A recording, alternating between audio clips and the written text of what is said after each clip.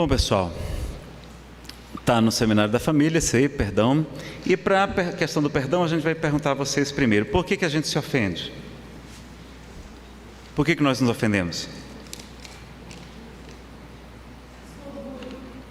Orgulho, o que mais? Vaidade, o que mais?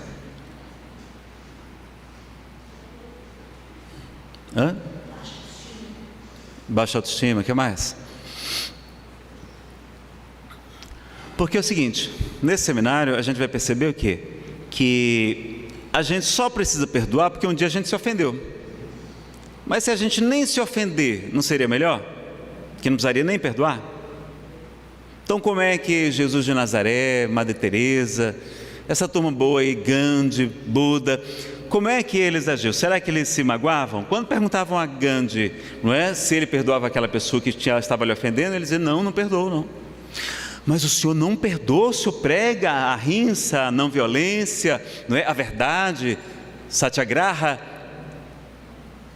Ele vai dizer: não perdoou, porque ele sequer me ofendeu. Então ele estava tão bem consigo mesmo. Então, questão de estar bem, né? Quando a gente acorda bem, quando a gente está no dia bom, quando a gente faz aquela dinâmica do dia perfeito que vivemos ontem, não é? A gente perdoa tudo com mais facilidade. Mas quando a gente está de mau humor, qualquer coisinha, a gente se atrapalha. Então se o chefe, a gente disser: bom dia, chefe, e aí o chefe dizer: não sei por que esse bom dia, Divaldo vai dizer que não tente convencer Lu que ali é um dia lindo, porque para ele não está. Mas não deixe uma pessoa desequilibrada destruir com o seu dia de sol, porque você está deixando que uma pessoa desequilibrada manipule você. Então mantenha, não é, esse astral. Mas então a gente vai se magoar por causa das nossas imperfeições morais, sobretudo do orgulho, não é? E também porque somos todos diferentes, a gente quer impor a nossa verdade, não é? Então, autorresponsabilidade não são as pessoas que nos magoam, mas nós que nos deixamos magoar. Então vamos trabalhar o orgulho, porque se a gente for mais humilde, olha lá, caridade e humildade é o foco hoje. Então se a gente for mais humilde, a gente não vai nem sequer se magoar. Não, ele está no nível evolutivo, não é? Joana de Anjos vai dizer que se a gente for julgar alguém, a gente tem um anjo, ele olha a gente de todos os pontos de vista, vê as várias encarnações anteriores, vê a educação familiar, vê os problemas que a pessoa está passando, vê os conflitos que ela traz dentro de si, etc, etc. Ela encanta tanta coisa para a gente julgar, que quando você cansa, você desiste: não vou julgar não a pessoa. Então eles olham a gente, todos os prismas, para ver se não tem, né? E aproveitam todo o material suscetível de ser trabalhado. E por que nós sentimos raiva, pessoal? Vocês falaram aqui sobre a ira, não é? Perguntaram. Tem outra perguntinha aqui antes, ó. Na questão do alcoolismo de um familiar que é ateu, como sensibilizar para os riscos e danos desse vício tão nocivo e silencioso, sem parecer moralista? Bom, informações tem, vai ter na internet, vai ter em todo lugar, ele já sabe, não é? A questão das informações do mundo espiritual, se você ficar fazendo muito terror, talvez que ele queira nem saber do espiritismo. Tente mostrar o lado bom do espiritismo, tente mostrar as coisas bacanas, para que ele se interesse, e aí se interessando ele vai ter mais informações como é que é, em vez da gente fazer o terrorismo espiritual que a gente faz, né, às vezes, que afasta a pessoa, uma pessoa que cometeu aborto, uma pessoa que usa drogas, a gente fica falando mal, tocando o terror, né? E aí ela não vai nem querer se aproximar. Essa doutrina é maluca, esses caras só falam de purgatório, de inferno, de umbral, dessas coisas, né? Inferno não, mas de umbral. Então sugeriria isso, e paciência, amor, dedicação, orientação. É uma prova, ninguém está fora das mãos de Deus, lembre disso. A Hamed vai dizer que a gente tem que fazer caridade, mas é sem salvacionismo. Nós temos que fazer caridade, temos que ajudar, temos que orientar, temos que esclarecer. Mas nós estamos, não, é a nossa missão salvar o mundo, salvar o outro, salvar o marido, salvar o filho? Não é só a nossa missão. Então a gente quer mudar o outro, o problema é a gente se projetando no outro.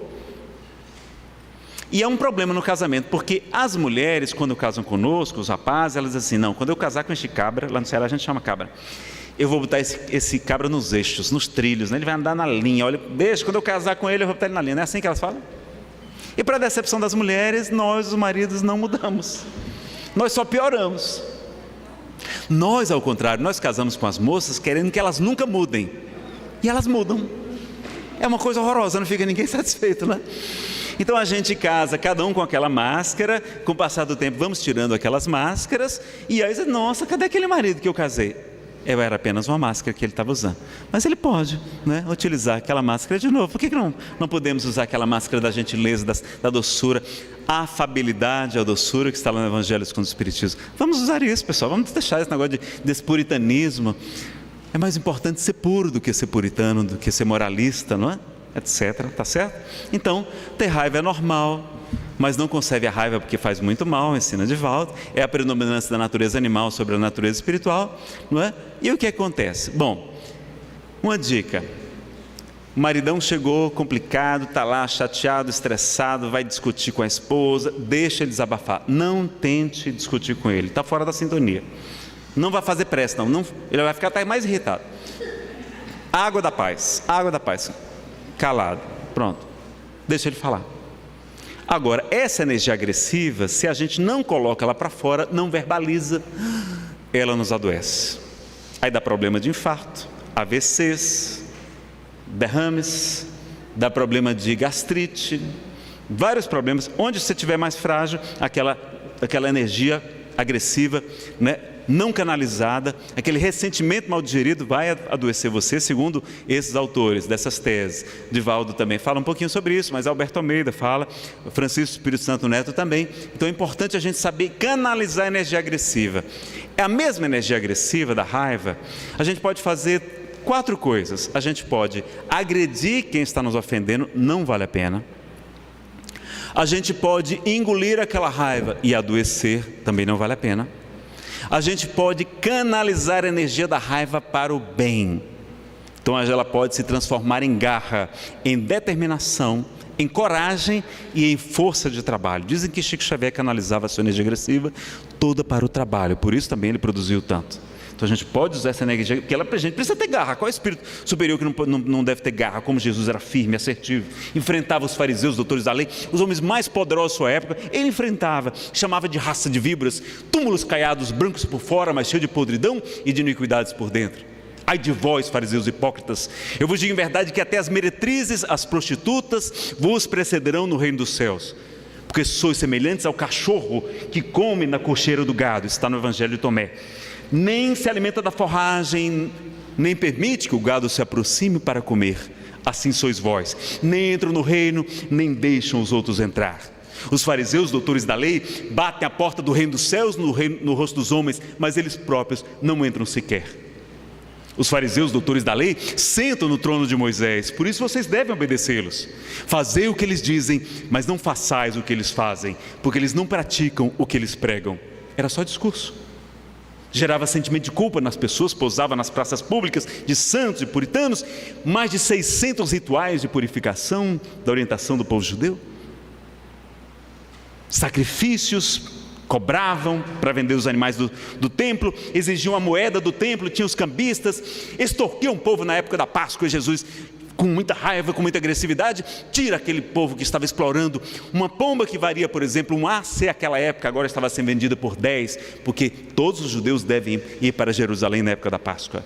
E Jesus então repreende-os: minha casa será conhecida por casa de orações para todas as nações, e transformastes ela num covil de ladrões. Covil de ladrões não era comércio, era ladrões.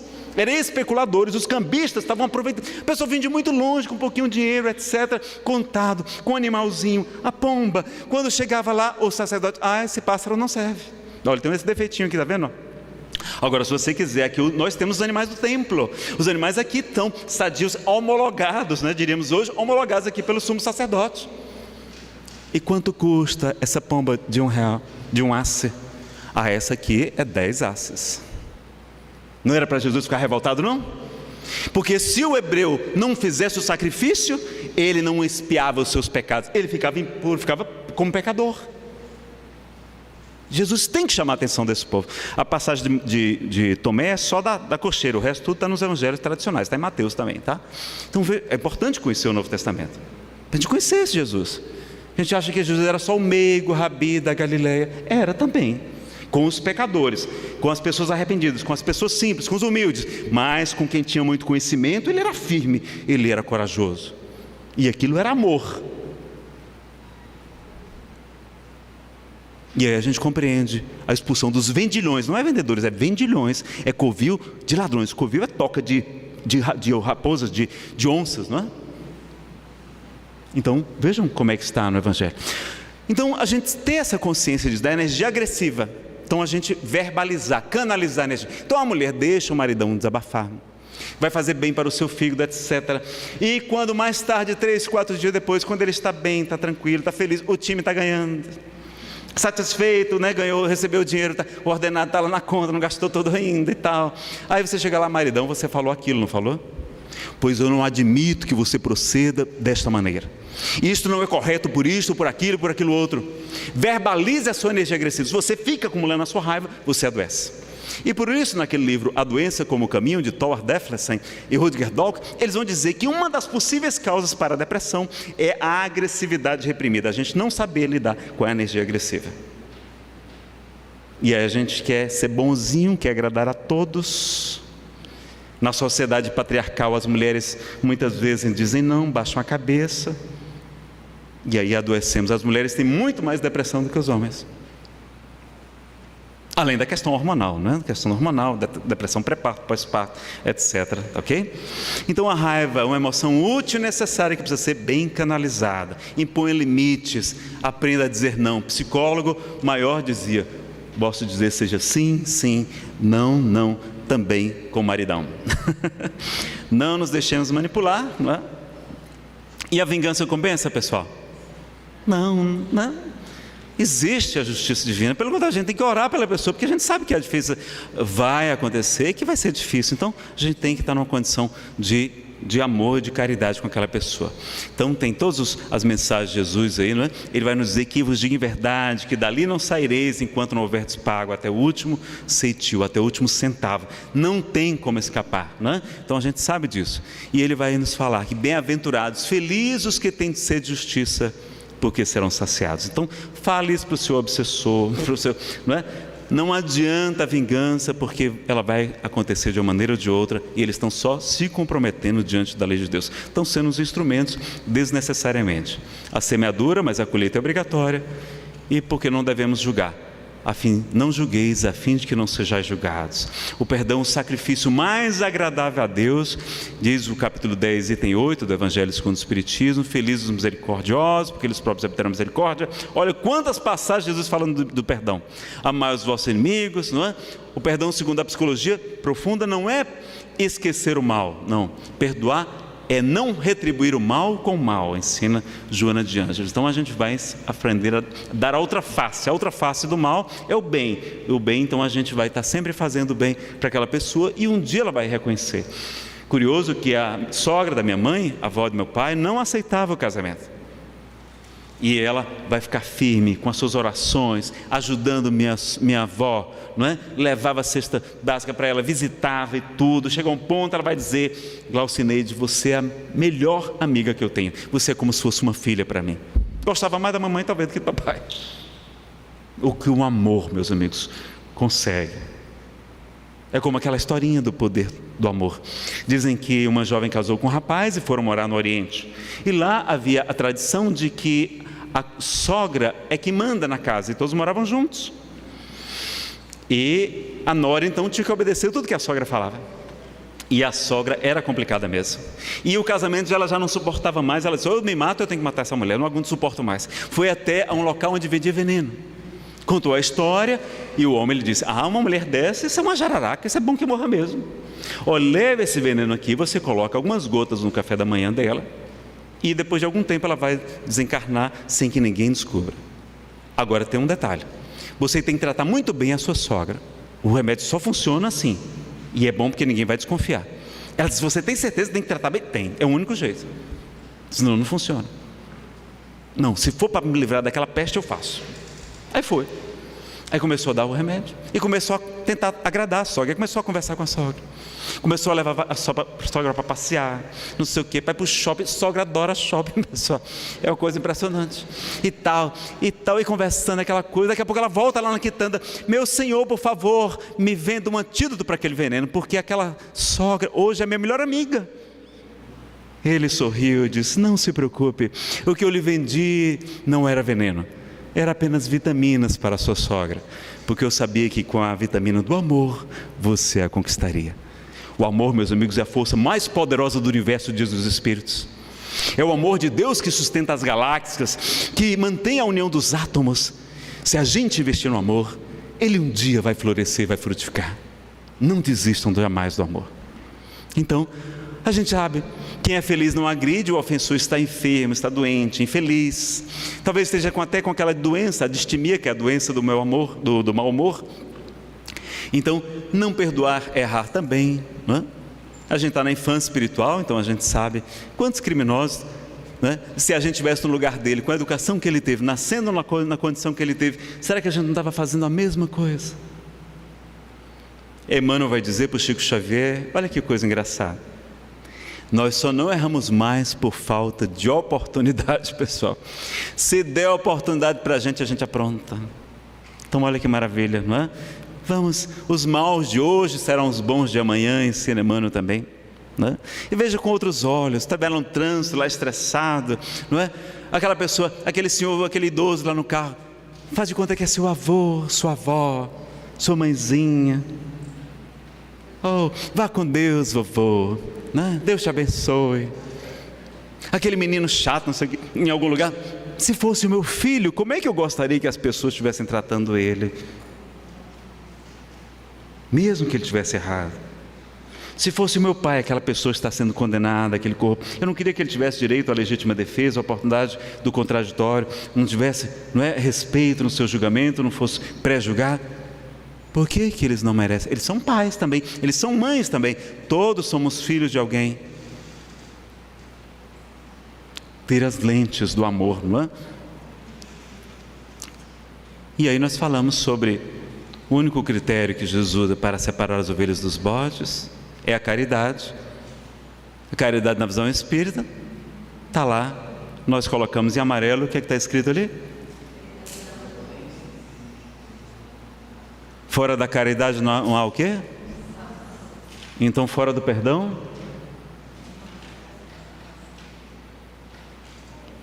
Então perdoar é algo bom para nós, não é para quem recebe o perdão, não é para nós.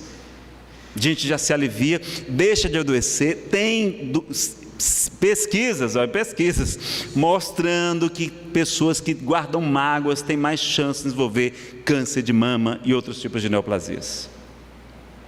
Está lá no livro também, Roteiro, Emmanuel fala sobre isso. Pessoas que alimentam depressão também podem desenvolver problemas de neoplasias, de cânceres também. Então a gente tem que combater a depressão, por isso até eu recomendo, está precisando, usa a medicação. Qual o problema? Chico sempre usou remédio. Teve uma época que ele toma 14 comprimidos por dia. Agora vamos combater a causa, mas enquanto a gente não deu conta da causa, vamos aliviar os efeitos, porque a depressão prejudica a família, prejudica o trabalho, prejudica o esporte, prejudica a sua saúde, destrói sua vida, seus sonhos, suas realizações, a pessoa perde a alegria de viver. Usa a medicação, qual o problema? Quem tem a diabetes não usa a insulina, quem tem pressão alta não usa o remédio para hipertensão. Qual o problema, meus amigos? Isso é orgulho nosso, a gente não querer usar a medicação. Chico sempre procurou os médicos, era humilde, buscava ajuda. E a gente aumenta, como é que está lá na questão, na mensagem que mais sofremos, nós é que aumentamos nossos fardos, desenvolvemos e sustentamos essa carga contra nós mesmos, nós aumentamos. Tem lá no Evangelho segundo o Espiritismo, os tormentos voluntários, nós sofremos sem necessidade.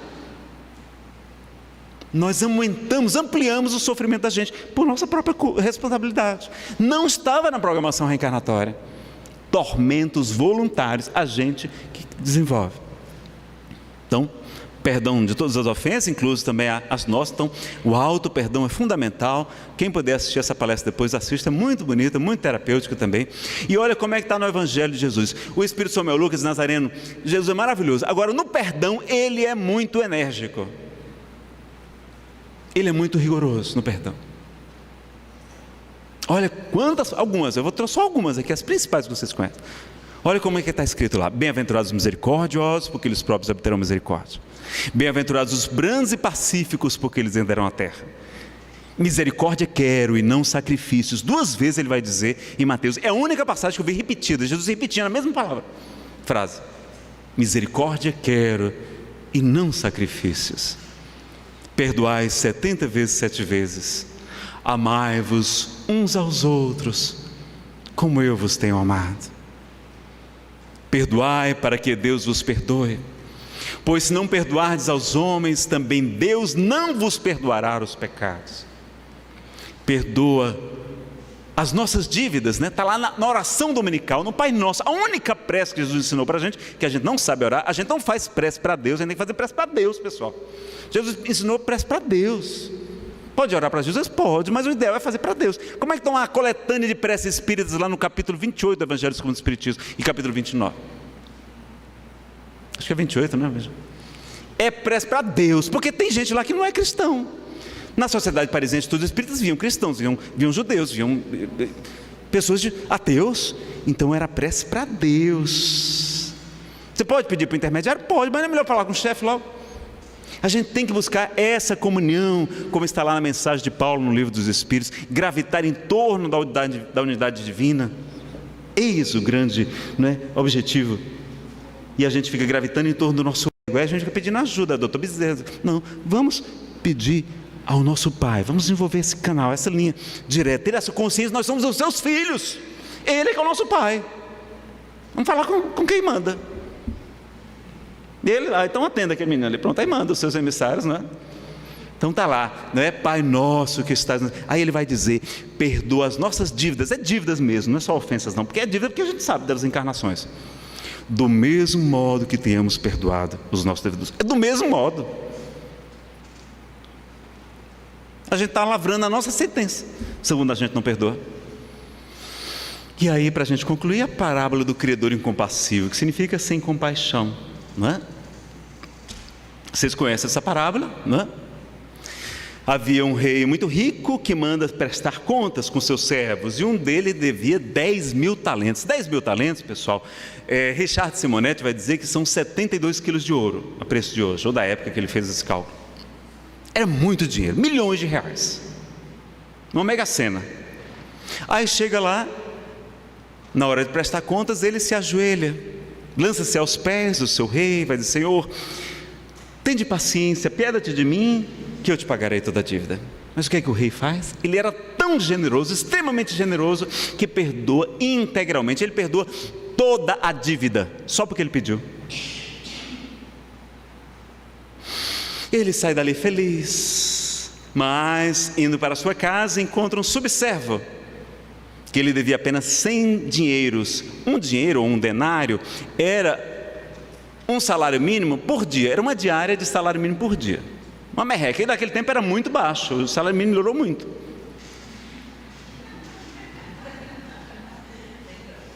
E aí ele vai pegá-lo pelo pescoço e vai dizer, paga-me o que deves.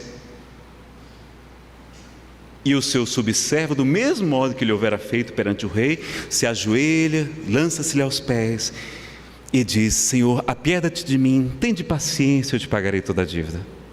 Mas ele manda trancá-lo na prisão, ele e a sua família, até que fosse paga toda a dívida.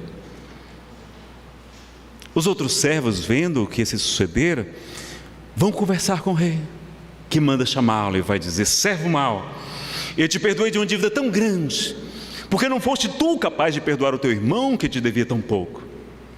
E manda-o entregá-lo à prisão e nas mãos dos torturadores.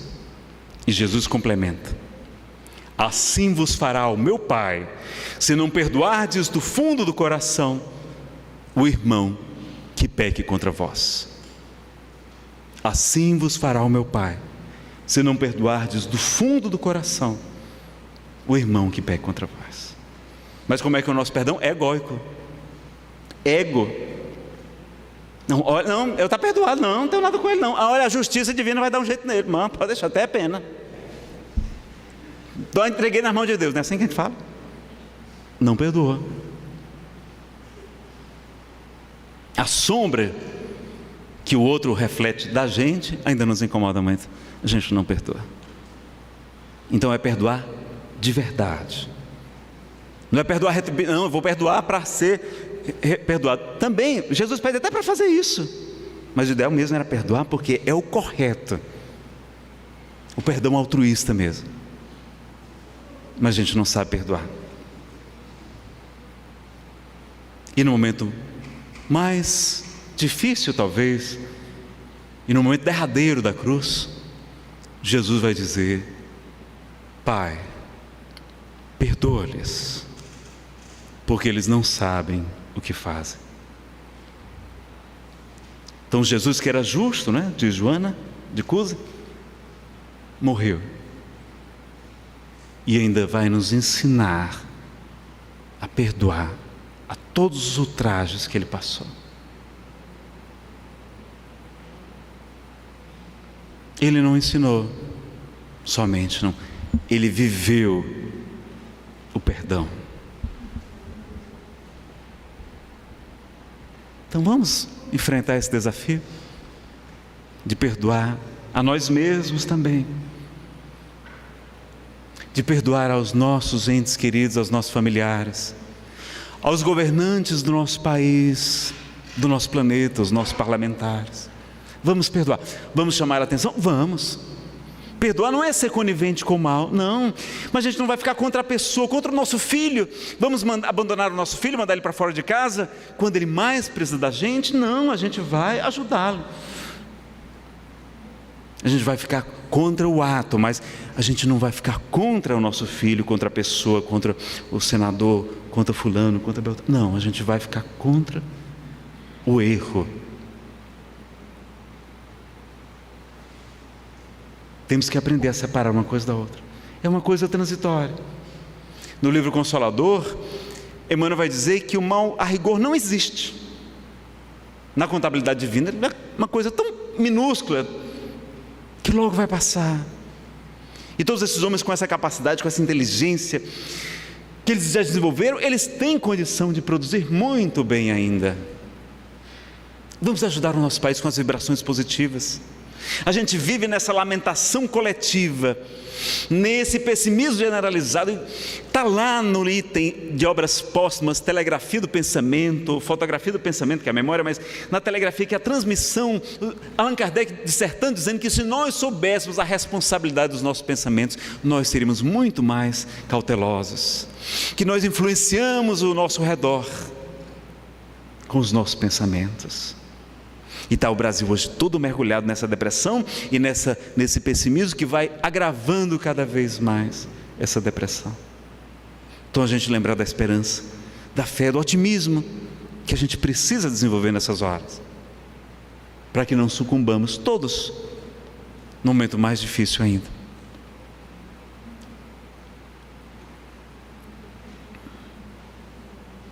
E para a gente ir concluindo,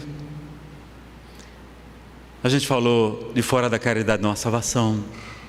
Sabemos que o perdão das ofensas é um dos principais itens da caridade, porque benevolência e indulgência também está ligado com perdão.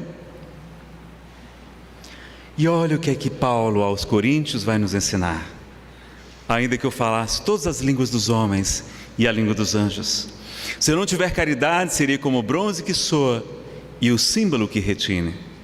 Ainda que tivesse o dom da profecia, fosse um médium extraordinário, que penetrasse todos os mistérios, fosse um cientista, tivesse perfeita ciência de todas as coisas, um grande sábio intelectual, ainda que tivesse toda a fé possível até o ponto de transportar montanhas, se não tivesse caridade, nada seria. E quando houvesse distribuído os meus bens para alimentar os pobres, e houvesse entregado o meu corpo para ser queimado, se não tivesse caridade, tudo isso de nada me serviria. A caridade é paciente, é branda e benfazeja. A caridade não é invejosa, não é temerária, nem precipitada, não se enche de orgulho, não é desdenhosa, não cuida de seus interesses, não se agasta, nem se azeda com coisa alguma, não suspeita mal, não se rejubila com a injustiça, mas se rejubila com a verdade. Tudo suporta, tudo crê, tudo espera, tudo sofre. Agora estas três virtudes, a fé, a esperança e a caridade permanecem, mas dentre elas a mais excelente é a caridade. E aí Casimiro Cunha, na psicografia de Chico Xavier em Parnaso de Além Túmulo, traz essa outra poesia: Supremacia da caridade quando ele analisa as três: a fé, a esperança e a caridade. Vejam que Jesus lá vai nos dizer também: se teus olhos são bons, todo o teu corpo terá luz, mas se teus olhos são maus, todo o teu corpo estará em trevas. E se a luz que habita em ti são trevas, quão grandes não serão essas trevas? Então, quando a gente suspeita mal, quando a gente só enxerga o mal das pessoas, mostra que a gente ainda tem esse mal dentro de nós.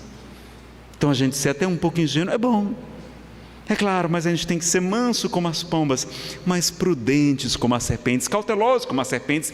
E Hermínio Miranda, no livro Evangelho Gnóstico de Tomé, vai dizer que Jesus conseguiu ver virtude até uma cobra, um animal detestado pela humanidade.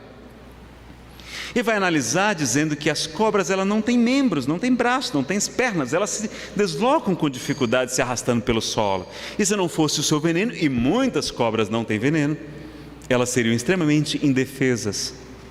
Então, por isso, elas são extremamente cautelosas, elas calculam muito bem o próximo passo, o que vão fazer. Elas são prudentes. Jesus vê virtude em uma cobra, em uma serpente, e nós só enxergamos o defeito dos nossos irmãos. Temos muito que aprender ainda com o Mestre. E vamos então para a supremacia da caridade. A fé é a força potente que desponta na alma crente, elevando-a aos altos céus. Ela é chama abrasadora, reluzente e redentora, que nos eleva até Deus. A esperança é flor virente, alva estrela resplendente, que ilumina os corações, que conduz as criaturas às almejadas venturas entre célicos clarões. A caridade é o amor, é o sol que nosso Senhor fez raiar claro e fecundo, alegrando nesta vida a existência dolorida dos que sofrem neste mundo. A fé é um clarão divino, refulgente e peregrino, que irrompe trazendo a luz. A caridade é a expressão da personificação do Mestre amado, Jesus. A esperança é qual lume ou capitoso perfume que nos alenta na dor. A caridade é uma aurora que resplende a toda hora, nada empana o seu fulgor. Seja, pois, abençoada essa fúlgida alvorada a raiar eternamente. Caridade salvadora, pura bênção redentora do Senhor onipotente.